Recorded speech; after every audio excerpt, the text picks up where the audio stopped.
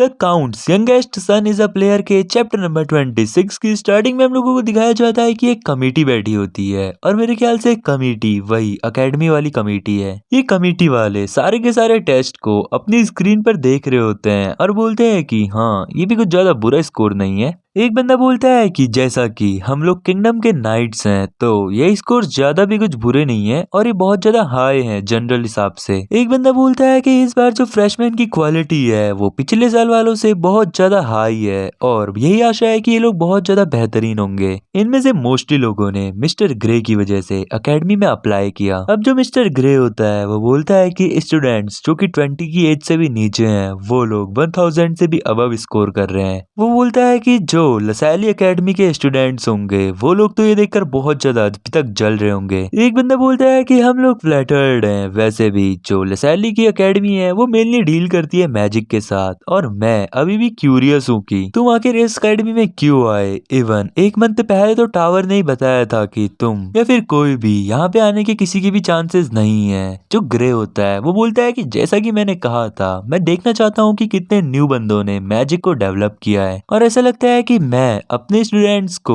As experimental subject use कर रहा हूँ। हा मैं यहाँ पे भी मैजिक सर्कल को इम्प्लीमेंट करके डेवलप करना चाहता हूँ। फिर उसके बाद एक बंदा बोलता है कि नहीं नहीं हम लोग बहुत ज्यादा थैंकफुल हैं कि आपने अलाउ किया यहाँ पे मैजिक सर्कल को इम्प्लीमेंट करने के लिए। एक बंदा बोलता है कि इंडीड आप तो यहाँ पे फंडिंग भी दे रहे हैं ट्रेनिंग मैजिक सर्कल के लिए टॉप स्टूडेंट्स को। ग्रे बोलता है कि इन सारे यंग स्टूडेंट्स को देखकर मैं बहुत ज्यादा ग्लैड हूँ और मुझे खुशी हुई कि मैं यहाँ पे आया। मैंने सुना है कि यहाँ पे बहुत सारे स्टूडेंट्स वॉरियर फैमिलीज के भी हैं। प्रेसिडेंट बोलता है कि हाँ आपने बिल्कुल सही सुना, जैसा कि मैंने आपको पहले भी बताया था कि ये वो बंदा है। और हमें दिखाया जाता है रैंडल वालों का बच्चा। हमें पता चलता है कि ये रैंडल वालों का 13th सन होता है। इसका जो नाम है वो है सेलेब और हमें पता चलता है कि जो लॉर्ड होते हैं उन्होंने इसे ट्रेन किया होता है और इसलिए इसका जो टैलेंट है वो बहुत ज्यादा आउटस्टैंडिंग है। हमसे स्पेशल परमिशन ली गई थी इसे एकेडमी के अंदर लाने के लिए। और फिर एक बंदा बोलता है कि चलो फिर देखते हैं आखिर इसमें कितना टैलेंट है। और फिर जब वो 13th सन उस पे मारता है तो उसने जो स्कोर रिकॉर्ड किया होता है वो होता है 3005 और सभी लोग बोलते हैं कि वाओ ये सच में थोड़ा डिफरेंट है। तभी जो रैंडल विस्काउंटी वाले हैं वो लोग इसे इतना ज्यादा फेवर करते होंगे। और फिर एक बंदा बोलता है कि इसके बाद जो बंदा है वो भी बहुत ज्यादा इंटरेस्टिंग है। हमें दिखाया जाता है जेम्स जो कि होता है मार्क्विस फैमिली से, जो कि वहाँ के करंट लॉर्ड जिसका नाम होता है क्लिफर्ड उसका डायरेक्ट ग्रैंडसन होता है। जेम्स ये सबसे बड़ा कैवेलरी वाला है और सबने सुना है कि इसका जो टैलेंट है वो इस लेवल एकेडमी के लेवल से भी बियॉन्ड है। और फिर जब वो बंदा भी उसमें पंच मारता है तो उसने जो रिकॉर्ड किया होता है वो होता है 3500 और वो जैसे एक और पंच मारता है तो उसने फिर 3612 का रिकॉर्ड बना लिया होता है। और सभी लोग बोलते हैं कि वाओ ये तो हाईएस्ट रिकॉर्ड है जो कि अभी तक किसी फ्रेशमैन ने किया है। सारे बंदे बोलते हैं कि वाओ ये कितना ज्यादा अमेजिंग है। इवन जो मशीन है उसकी भी मेरे ख्याल से तो हालत खराब हो गई होगी, किसी ने बेयरली 3000 से अबव स्कोर किया था। अब उसके जो अगला बंदा आता है उसका नाम होता है डेल्टन और सबने सुना होता है कि ये जो बंदा है ये स्वॉर्ड मास्टर ग्रैंडसन है। लेकिन वो जब पंच मारता है तो इसका पंच होता है 2900 का और मतलब उतना भी ज्यादा कुछ खास नहीं होता है। ये मतलब सारी फैमिली के यहाँ पे बंदे बैठे होते हैं कमेटी में और जो इसकी फैमिली का बंदा होता है वो बोलता है कि हाँ मैंने इसे वैसे भी फोर्स किया था अकेडमी जाने के लिए, इसकी ज्यादा कुछ इच्छा नहीं थी अकेडमी जाने की। वही जो यहाँ पे रैंडल वालों का भी बैठा होता है वो भी थोड़ा बहुत चिड़ा हुआ सा दिख रहा होता है हमें। वो बोलता है कि आखिर हम लोग खाने क्यों नहीं चलते हैं, हम लोगों को रैंकिंग तो वैसे भी पता चल गई है तो अब हमें इसे देखने की जरूरत नहीं है। लेकिन उतने में ही जो प्रेसिडेंट होता है वो बोलता है कि रुक जाओ, अभी यहाँ पे फेमस फैमिलीज से एक और बंदा बचा है और इसका नाम है। लेकिन उतने में रैंडल वाला बीच में बात काटते हुए बोलता है कि हमें उसे देखने की जरूरत नहीं है। वो बोलता है कि रूमर्स के हिसाब से वो यहाँ पे अपनी फैमिली की सिर्फ रिकमेंडेशन की वजह से आया है और वो सिर्फ 15 साल का है, वो बहुत ज्यादा वीक है और यहाँ पे बाकी जितने फ्रेशमैन है वो 19 के अराउंड है। आखिर वो इन सब से यहाँ पे कॉम्पीट कैसे करेगा, इस बात का कोई सेंस नहीं बनता है। वो बोलता है कि मेरे हिसाब से तो उसे यहाँ पे गिव अप कर देना चाहिए क्योंकि यहाँ का एक्सपीरियंस उसके बस का नहीं है और ये उसकी फैमिली के लिए बहुत ज्यादा अनफॉर्चुनेट होगा। लेकिन उतने में हमें दिखाया जाता है कि वहाँ पे होता है अपना रोल का भाई डायलन जो कि बोल रहा होता है कि मैं अभी तक सोच रहा था कि मैं यहाँ पे ज्यादा क्वाइट रहूंगा लेकिन शायद तुम मुझे शांत नहीं रहने दे सकते हो। सभी लोग बोलते हैं कि अच्छा तो यहाँ पे एस्टन वालों का रिप्रेजेंटेटिव है। अब उसके बाद जो अपना डायलन होता है वो अंदर आते हुए बोलता है कि वाइस प्रेसिडेंट ग्रे,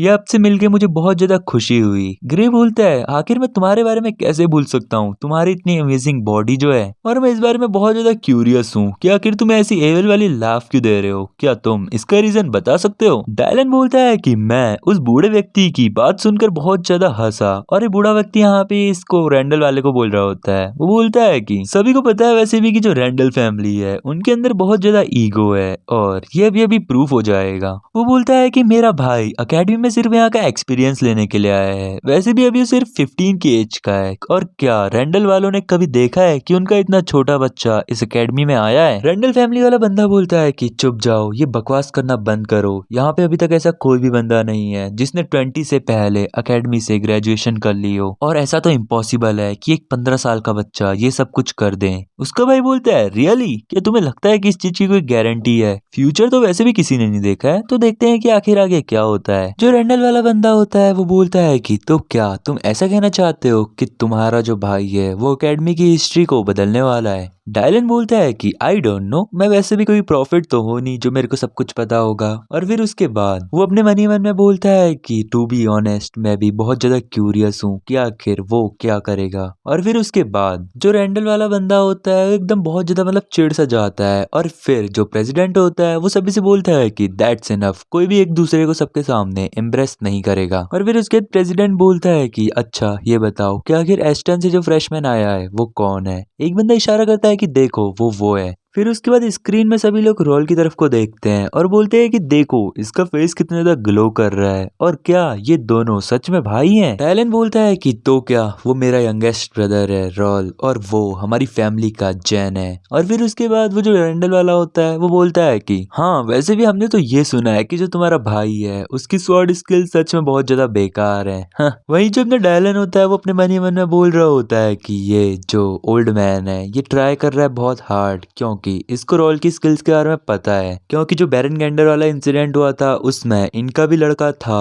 तो जरूर इन्हें उस इंसिडेंट के बारे में तो पता ही होगा। ये सिर्फ यहाँ पे फ्लेक्स मार रहा है। अब क्योंकि यहाँ पे आते वक्त रॉल ने अपने भाई से बोल रखा था कि मैं यहाँ पे ज्यादा भी हार्ड नहीं जाऊंगा, मैं बहुत इजी जाऊंगा, तो उसका भाई भी बहुत ज्यादा क्यूरियस हो रहा होता है कि आखिर रॉल अब क्या करने वाला है। वो बोलता है कि आई होप वो अपना बेस्ट करे, क्योंकि यहाँ पे जो सिचुएशन है वो भी बहुत ज्यादा खराब हो रखी है, और मैं थोड़ा बहुत वरीड भी हूँ क्योंकि मैंने अभी यहाँ पे इन लोगों के सामने अपने भाई के बारे में बहुत कुछ बोल दिया। और फिर उसके में दिखाया जाता है कि जो रॉल होता है वो मशीन की तरफ को पंच मारने के लिए आगे बढ़ रहा होता है, और वो एक बहुत तेज का पंच सीधा उस मशीन पे मारता है। वहीं सभी लोग बोलते हैं कि वाओ इसका पंच सच में बहुत ज्यादा परफेक्ट है, मैं तो इसे परफेक्ट स्कोर दूंगा। ये ऐसा प्रेसिडेंट बोल रहा होता है, और जो उसका स्कोर होता है वो होता है 2999। सभी लोग बोलते हैं कि थोड़ा सा क्लोज था, लेकिन फिर भी रॉल सिर्फ 15 साल का है और उसको यहाँ आए हुए 1 साल भी नहीं हुआ, और अभी से उसने 2999 का स्कोर किया। ये सच में बहुत ज्यादा इंप्रेसिव है। और फिर उसके बाद सब बोलते हैं कि देखो लग रहा है वो अपने नेक्स्ट हिट के लिए रेडी है, और रॉल अपना नेक्स्ट हिट के लिए रेडी होता है। रॉल अपने मन ही मन में बोल रहा होता है कि जैसा मैंने प्लान किया था सब कुछ एकदम वैसा ही जा रहा है। वहीं जो कमेटी के मेंबर्स होते हैं वो बोल रहे होते हैं कि इस बार एटलीस्ट 3000 स्कोर कर देना। और फिर उसके बाद जब रॉल अपना ये वाला अटैक करता है तो इसमें बहुत ज्यादा जान लगा देता है, और कमेटी में सभी लोग बहुत ज्यादा खुश हो जाते हैं। वहीं जो रॉल का भाई होता है डायलन, वो भी बहुत ज्यादा खुश हो जाता है, क्योंकि जो रॉल ने स्कोर किया होता है वो होता है 3615, और ये एग्जैक्टली 3 पॉइंट्स ज्यादा होता है हाईएस्ट स्कोर से। और जो रॉल होता है वो अपने मन ही मन में बोल रहा होता है कि फाइनली मैंने कर दिखाया। वहीं जो रॉल का भाई होता है वो बोल रहा होता है कि मेरा भाई सच में बहुत ज्यादा क्लेवर है, इसने ये सब कुछ पता लगा लिया। और इतने एपिसोड से तो आप भी अब रॉल को जान गए होगे, तो इसके पीछे भी जरूर रॉल का कुछ ना कुछ प्लान रहा होगा, और इसके पीछे रॉल का क्या प्लान है वो आपको जानने को मिलेगा नेक्स्ट एपिसोड में। और देखो गाइस, कल एक वीडियो डाली थी 1 घंटे की नई सीरीज है, अगर आपने अभी तक वो वीडियो नहीं देखी तो क्या कर रहे हो यार, उसको भी देखो। उसका नेक्स्ट एपिसोड भी बहुत जल्द आएगा। इस वाली सीरीज के सिर्फ 4 एपिसोड और रह गए हैं, तो इसको 2 दिन और खींचना है। अब उसके बाद वो नई सीरीज को कंटिन्यू रखेंगे, और बाकी इस वाली सीरीज के जैसे जैसे चैप्टर आते रहेंगे वैसे वैसे मैं उनको एक्सप्लेन करता जाऊंगा। तो बस मैं मिलूंगा आप लोगों से एक और वीडियो के साथ, तब तक के लिए सायोनारा।